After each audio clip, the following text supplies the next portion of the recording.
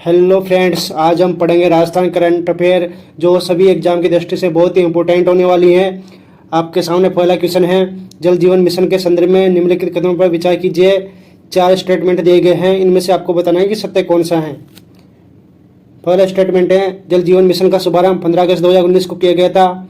इसका प्रमुख उद्देश्य ग्रामीण परिवारों को नल के माध्यम से सुरक्षित एवं पर्याप्त पेयजल उपलब्ध कराना है। थर्ड स्टेटमेंट है, यह मिशन जल शक्ति मंत्रालय के अंतर्गत संचालित किया जाता है।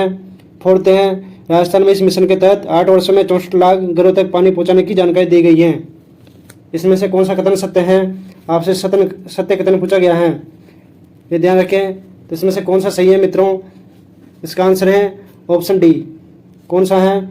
इसका आंसर है ऑप्शन डी, यानी सभी कथन सत्य हैं। ये आपको नोट करना है और इसके बारे में जानते हैं। याद करने का जो यहाँ से इम्पोर्टेंट है वो यही है कि जल जीवन मिशन के तहत कब शुरू हुआ? 15 अगस्त 2019 को जल शक्ति मंत्रालय के दिन है। ये ग्रामीण घरों में नल से जल्द और हर घर जल, ये याद रखना है आपको। इसके बारे में ये इम्पोर्टेंट है। क्वेश्चन नंबर 2 है आपके सामने, बहुत अच्छा क्वेश्चन है जो सुजय सार से लिया गया है साथियों। चित्तौड़गढ़ में आयोजित अटल गौरव स्मृति समारोह के संदर्भ में निम्नलिखित कथनों पर विचार कीजिए। पूर्व प्रधानमंत्री अटल बिहारी वाजपेयी की जयंती 25 दिसंबर को सुशासन दिवस के रूप में मनाया जाता है। अटल बिहारी वाजपेयी के कार्यकाल में 1999 का कारगिल युद्ध हुआ था। सुजस पत्रिका के अनुसार राजस्थान में 15 जिलों में 5,659 करोड़ की 944 विकास कार्यों का लोकार्पण शिलान्यास किया गया। प्रस्तुत सूची में बालोतरा जिले में सर्वाधिक संख्या में विकास कार्यों का उल्लेख है। कौन सा कूट सही है, ये आपको ध्यान रखना है। सत्य पूछा गया है आपसे, तो बताओ इसमें क्या आएगा।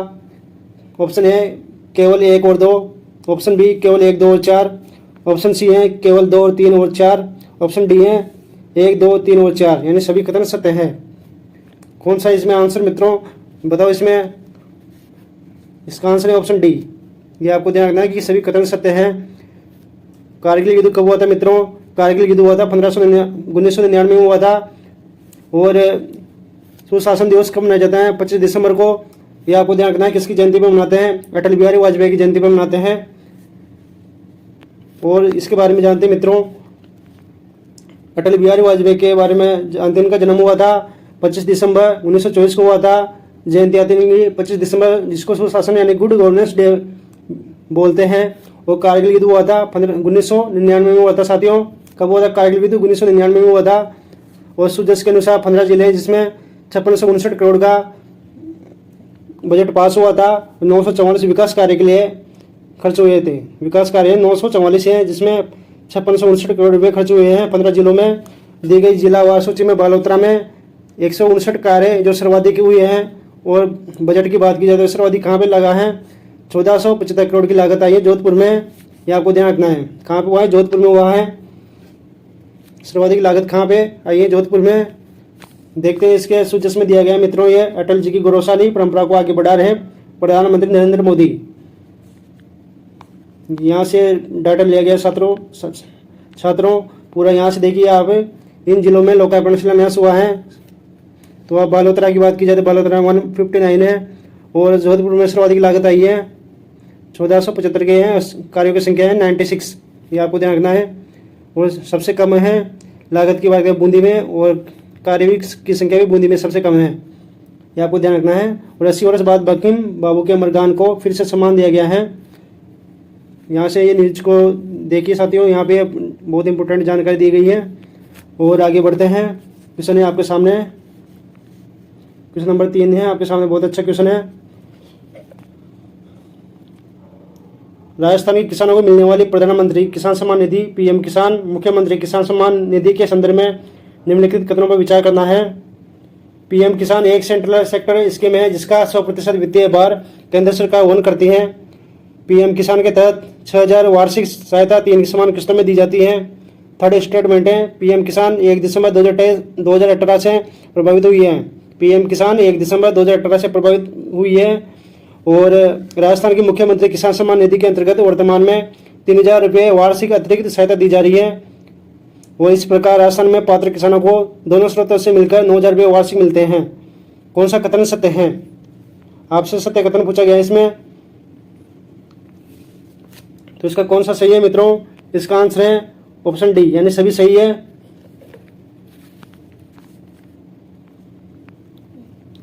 पीएम किसान योजना की औपचारिक शुरुआत की बात की जाए तो मित्रों कब शुरुआत हुई थी इसकी? 24 फरवरी 2019 को हुई थी। किसने की? नरेंद्र मोदी जी ने की थी। उत्तर प्रदेश की गोरखपुर से की गई है। और वित्तीय सहायता की बात की जाए तो ये योजना वित्तीय सहायता के लिए आधिकारिक तौर पर 1 दिसंबर 2018 से प्रभावी यानी लागू हुई थी।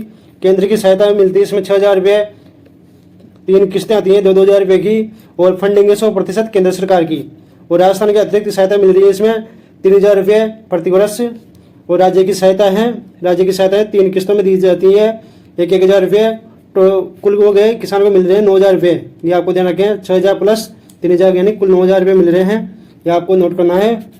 और नेक्स्ट इसके बारे में अगला क्वेश्चन है आपके सामने। राजस्थान में आशा सहयोगियों के मानदेय में 10% की वृद्धि की घोषणा की गई है। निम्न कथनों पर विचार करना है आपको कि कौन सा सही है।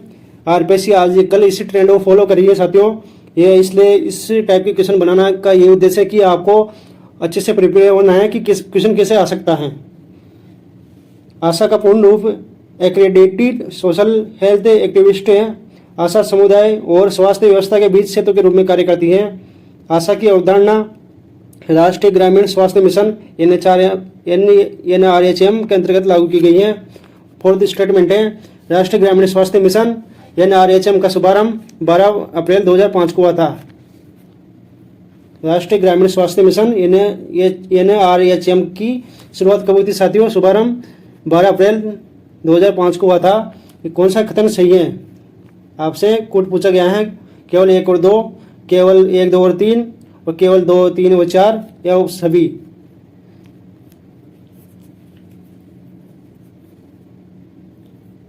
आशा का पूर्ण रूप क्या है साथियों? एक्रेडिट सोशल हेल्थ एक्टिविस्ट है। ये आपको ध्यान रखना है। तो इसमें कौन सा सही है? इसके सभी कथन सत्य है मित्रों, सभी सही है इसमें। यहाँ से न्यूज में देख लीजिए साथियों। मुख्यमंत्री भजन लाल शर्मा की बड़ी घोषणा, आशा सहयोगियों को मानदेय में 10% की वृद्धि।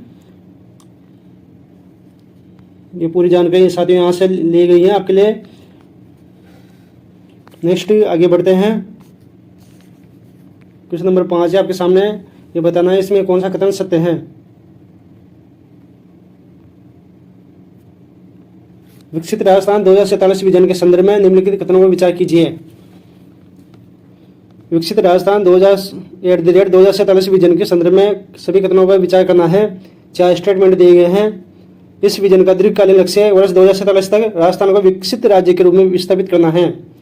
दूसरा स्टेटमेंट है विजन के अंतर्गत राजस्थान की अर्थव्यवस्था को 4.3 ट्रिलियन डॉलर तक पहुंचाने का लक्ष्य रखा गया है।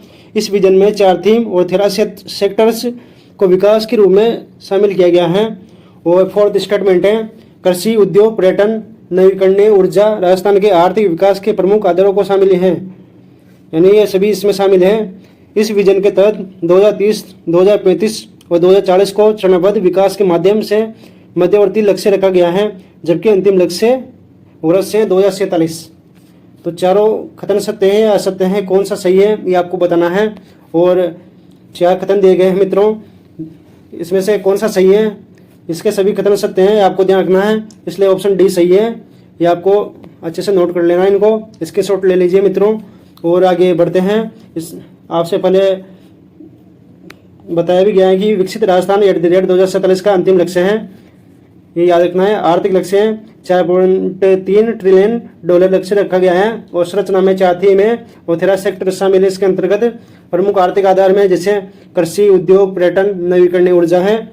और 2030, 2035 और 2040 मध्यवर्ती लक्ष्य रखे गए हैं। और अंतिम है लास्ट में फाइनल 2047 तक विकसित राजस्थान बनाना है, ये आपको याद रखना है। कैसे याद रखेंगे?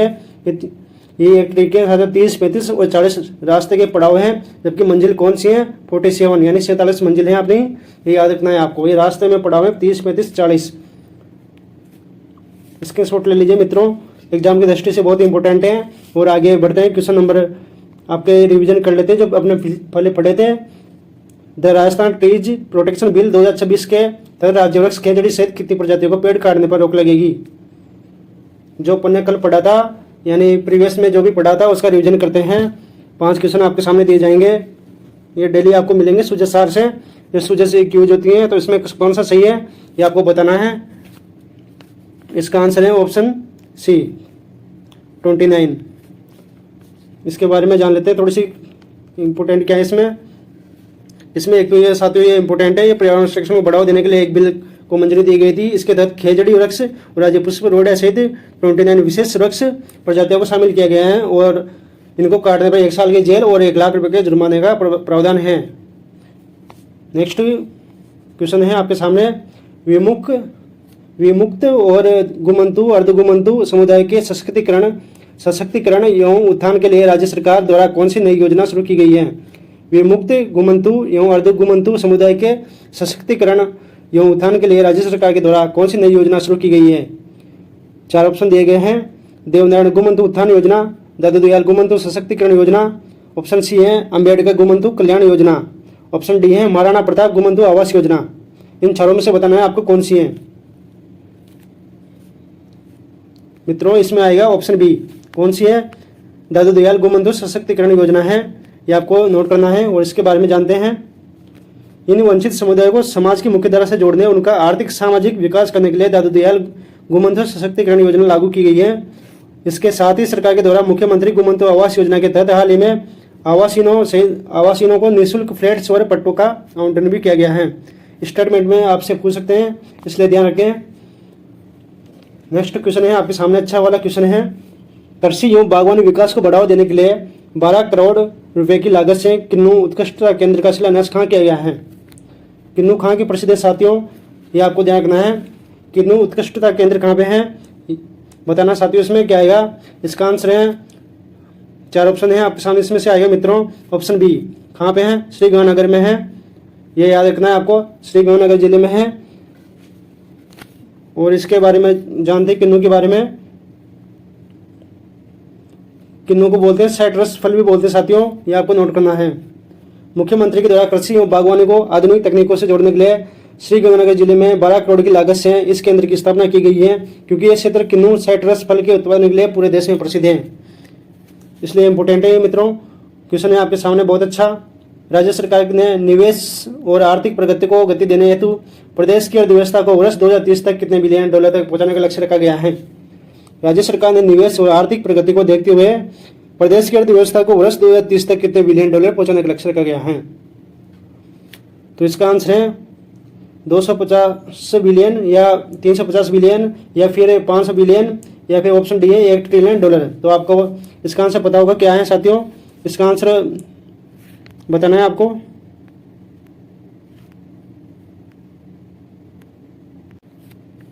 मित्रों इसका आंसर आएगा ऑप्शन बी। कौन सा सही है? इसका आंसर है ऑप्शन बी, ये आपको ध्यान रखना है। चलते हैं आगे। राजस्थान सरकार ने राज्य की अर्थव्यवस्था जीएसडीपी को गति देने के लिए वर्ष 2030 तक 350 बिलियन डॉलर, वर्ष 2047 तक 4.3 ट्रिलियन डॉलर की इकोनॉमी की बनाने का बड़ा लक्ष्य लिया है, ये आपको याद रखना है। और पंचगरोह कार्यक्रम में एक जिला एक वनस्पति प्रजाति के तहत सवाई माधोपुर जिले की वनस्पति प्रजाति कौन सी है? वनस्पति प्रजाति पूछी गई है साथियों, रोएडा, नीम, शीशम, डाक को पलाश भी बोलते हैं साथियों, ये आपको ध्यान रखना है। तो इसमें से कौन सा सही है ये आपको बताना है। इसमें आएगा नीम। कौन सा है साथियों? इसमें है नीम। रोएडा की बात की जाए तो रोएडा कहाँ का है? बालोतरा के बाद है बाड़मेर की बात की जाए तो कौन सा है? बाड़मेर और बालोतरा में है रोएडा, ये आपको ध्यान रखना है। और नीम कहाँ है? सवाई माधोपुर, SWM सवाई माधोपुर में है। और शीशम कहाँ है साथियों? शीशम है दौसा साथियों, शीशम है। शीशम कहाँ है मित्रों? ये है एक तो अपने हनुमानगढ़ का है और दूसरा है खेरतल तिजारा का है। और डाक की बात की जाए तो डाक कहाँ का है साथियों? ये डाक है अपने दौसा का है, ये दौसा जिले का है, ये आपको याद रखना है। और इसको बोलते हैं साथियों पलास, याद रखना है इसको क्या बोलते हैं? पलास, ये आपको ध्यान रखना है। रोएडा की बात की जाए तो रोएडा कहाँ का है? बालोतरा का है साथियों। और नीम कहाँ का है? सवाई माधोपुर का है, SWM यानी सवाई माधोपुर। नेक्स्ट राजस्थान सरकार के पंचगुरु कार्यक्रम के अंतर्गत प्रत्येक जिले को स्थानीय पहचान बढ़ाने के लिए 5 घटकों उत्पाद, उपज, खेल, पर्यटन स्थल और वनस्पति को चुना गया है। इसके तहत स्वयं मधुपुर में मुख्य वनस्पति प्रजाति की बात की जाए तो नीम है। कौन है नीम? प्रसिद्ध है वहाँ की, इसको चुना गया है। और जबकि उपज में बात की तो अमरूद है। और प्रसिद्ध खेल है फुटबॉल। और पर्यटन स्थल में रणथंभौर नेशनल पार्क है। और जिला उत्पाद में यानी डिस्ट्रिक्ट प्रोडक्ट की बात की जाए तो मार्बल शिल्पकला है यानी मूर्ति कला है। ये आपको याद रखना है। और आज की क्लास को ये समाप्त करते हैं साथियों। Thank you. क्लास अच्छी लगे तो लाइक करना, शेयर करना चैनल को।